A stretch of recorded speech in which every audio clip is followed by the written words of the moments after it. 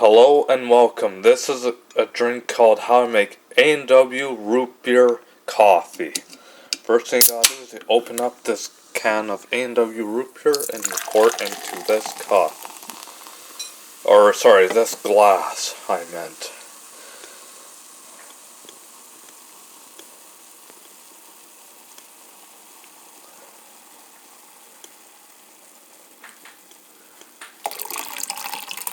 Pour a little more and then we add in the coffee.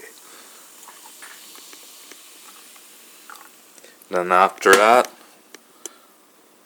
we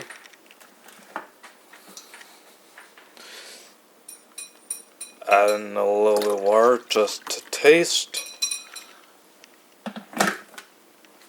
And here is your A&W Root Beer coffee. Enjoy it and thank you for watching.